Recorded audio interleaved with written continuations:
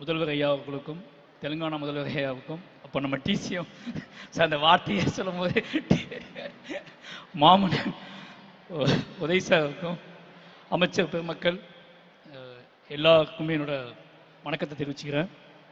ரொம்ப என்ன சொல்கிறதுன்னா, கல்வியில் சிறந்த தமிழ்நாடு இந்த தலைப்புன்னு கேட்டபோதே வந்து அவ்வளோ பெருமையாக இருந்துச்சு.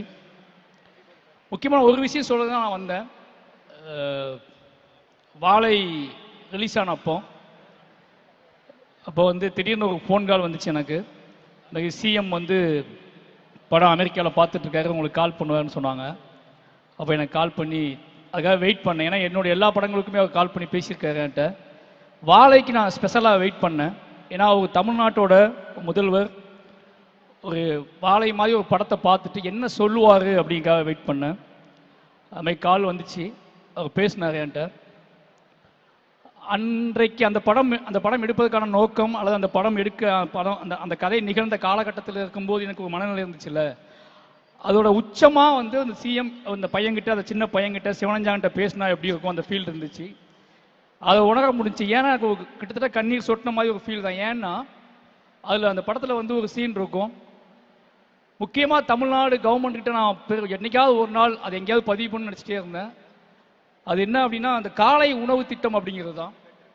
நான் வந்து வாழை ஷூட் பண்ணும்போது அந்த பையன் வந்து பசியில் வந்து வாழைப்பழம் திருடுவான். நான் முதல்ல திருட்டு பழக்கத்தை கற்றுக்கிட்டது பசியில் தான் கற்றுக்கிட்டேன். நான் திருட ஆரம்பித்தது வாழைப்பழத்தை தான் முதல்ல திருடுனேன். அது இப்போ என்னோட ஸ்கூலுக்கும் என் வீட்டுக்கும் 4 கிலோமீட்டர் இருக்கும். டெய்லி 4 கிலோமீட்டர் நடந்து போவேன், 4 கிலோமீட்டர் நடந்து வருவேன்.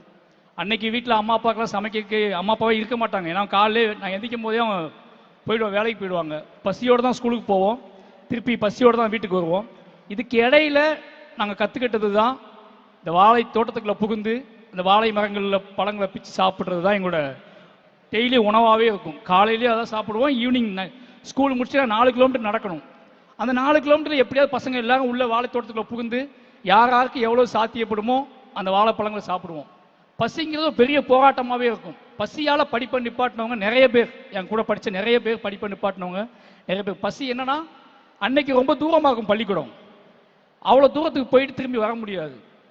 அதுக்கப்புறம் அந்த காலை உணவு திட்டம் வந்ததுக்கப்புறம் நிறைய பேர் ஃபோன் பண்ணி நிறைய விஷயம், அந்த செய்தி வந்த அன்னைக்கு நான் அடைந்த அளவுக்கு மகிழ்ச்சியே கிடையாது. ஏன்னா அதை நினச்சி பார்க்கும்போது அவ்வளோ இது விஷயமா இருந்துச்சு எனக்கு. அந்த ஒரு திட்டத்துக்காக எவ்வளோ நன்றி சொன்னாலும் என்னால் அன்னைக்கு அதை எப்படி சொல்கிறதே தெரியல. ஏன்னா அது ஒரு முக்கியமான ஒரு பாய்ச்சலாக நான் பார்க்குறேன். என் கூட படிப்பு தொடர முடியாமல் போன அத்தனை பேத்துக்குமே அன்றைக்கி ஒரு பெரிய அழுகையாக இருந்திருக்கும். அதுக்காக ரொம்ப நன்றி ஐயா. அதுக்கு பிறகு விளையாட்டுத்துறையை விட நம்ம கல்வி அமைச்சர் அன்பில் மகேஷ் சார் சொல்லணும் ஒன்று.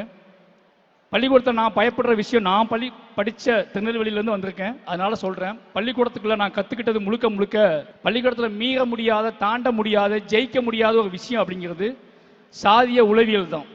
அதை மீற முடியாமல், அதை அதுக்குள்ளே அடங்கவும் முடியாமல் நான் பட்ட கஷ்டம் ஜாஸ்தி.